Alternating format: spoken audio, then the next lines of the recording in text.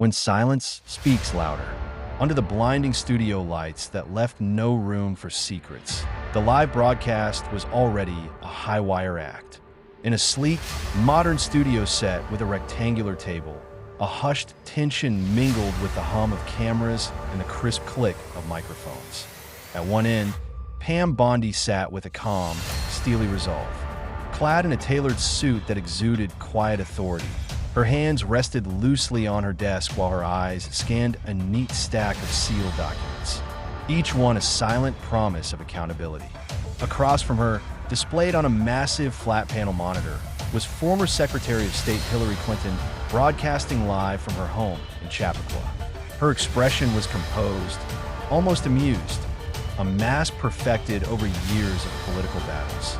Between them, moderator Jeff Kinney maintained his measured tone, a stabilizing presence known more for his ability to defuse heated debates than to incite them. Flanking him were two panelists, one representing a national political watchdog group and another from a major cable news outlet, each waiting for the moment when truth would crack through carefully constructed narratives. Tonight's topic was one that had dominated headlines for months: classified documents, mishandling, double standards, and selective prosecution. The network had teased this explosive lineup for days, promising either fireworks or a PR disaster, perhaps even both. As the cameras rolled and the live feed began, the studio lights made every subtle expression visible, every pause, every smirk, every carefully hidden misstep. Jeff cleared his throat and addressed the millions watching. Tonight, we're digging into the political storm surrounding classified information and accountability. His voice carried a mixture of professional detachment and underlying anticipation. Joining us are former Secretary of State Hillary Clinton and here in studio, former Florida Attorney General Pam Bondi. Bondi gave a small, confident nod to the camera. Then, without a trace of theatrics, she began. "I didn't raise my voice because I didn't need to." One sentence aimed directly at Hillary Clinton was all it took to silence a broadcast, and that remains our focus tonight. Her tone was measured, each word deliberate, a stark contrast to the chaotic political arena that had spawned such high stakes. Hillary Clinton's image on the screen smiled faintly as she addressed the moderator. "I think a lot of Americans are noticing a pattern," she said smoothly. "When certain individuals come under scrutiny, the process moves like wildfire. But when those closer to power are involved, the rules, well, they seem to get blurry. Transparency should apply to everyone." A moment later, Bondi leaned forward, her gaze unwavering. "Let's be clear," she said, her voice quiet yet cutting. "If we are discussing transparency, we cannot ignore that while you were under investigation, 33,000 emails were deleted after a congressional subpoena was issued." Her words, simple and factual, hung in the air like a challenge. The studio fell into a deeper silence. Even Jeff's usually composed expression betrayed a hint of surprise. The conversation soon shifted into a charged debate about the very nature of fairness. Bondi's eyes, full of quiet intensity, met the camera's lens. "The current investigations are being measured against how yours were handled," she asserted. "Some people say you were treated as if you were untouchable. How do you explain that disparity?" Clinton's calm demeanor wavered ever so slightly as she replied. "We all know that investigations are complex. There are context, procedures, and, yes, missteps on all sides." But Bondi wasn't finished. "No," she interjected firmly. "When a system protects its own with half-truths and selective disclosure, it isn't about complex legalities, it's about politics, plain and simple." As the debate deepened, every word was measured against a backdrop of striking details. The studio's bright lights cast sharp shadows, emphasizing the tension etched on each face. In the background, a large digital clock ticked the seconds away, each tick a reminder that this moment was unrepeatable, live, raw, and unfiltered. Midway through the segment, Bondi produced a slim folder from beside her.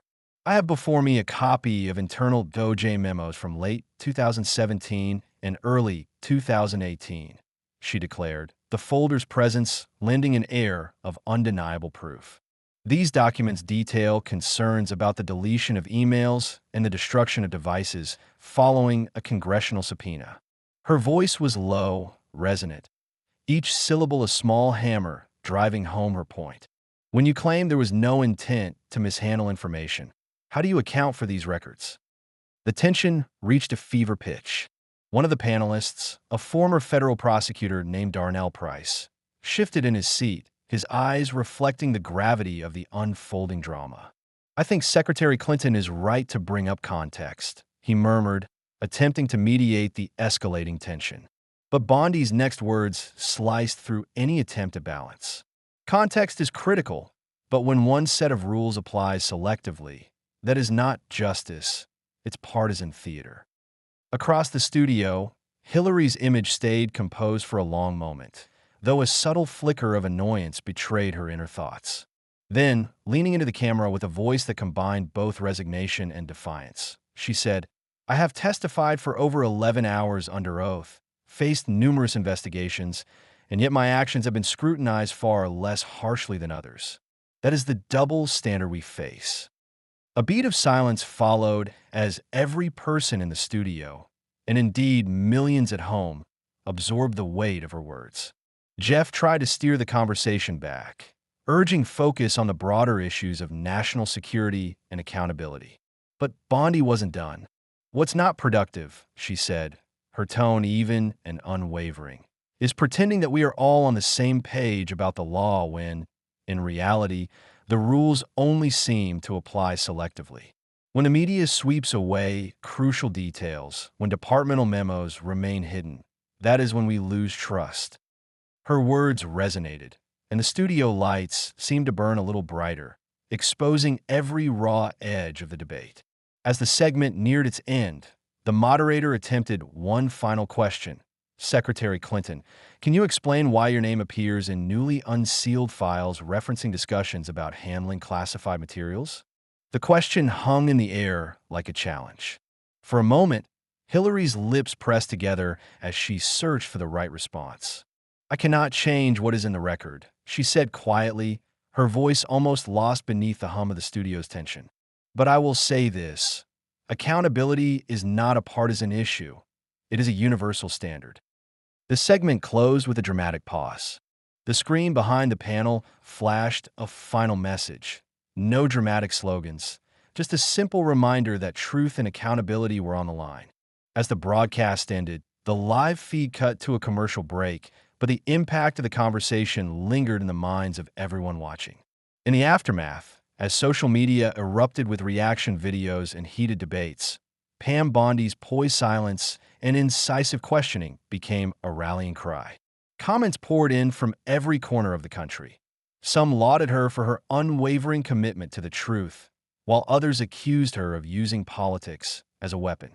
Yet, for many, her calm demeanor under those blinding lights was a powerful reminder that true accountability does not require a raised voice, only the courage to speak the truth, regardless of the consequences. That night, as viewers across America replayed the segment on their devices, a quiet revolution in thought began to stir. In coffee shops, living rooms, and even in hushed boardrooms, people discussed the profound implications of a debate that transcended partisanship. It wasn't merely a political skirmish. It was a call for a justice system that applied the same rules to everyone, regardless of their name or political affiliation. Pam Bondi didn't seek applause or public adoration. She simply wanted to shine a light on inconsistencies, on a system that allowed double standards to persist. And as the credits rolled, her final words remained etched in the minds of millions. Truth isn't about grand gestures. It's about the courage to let facts speak for themselves. If this story moves you, share it with someone who believes in fairness and transparency. Subscribe for more real stories that reveal what character truly looks like in the moments that matter most.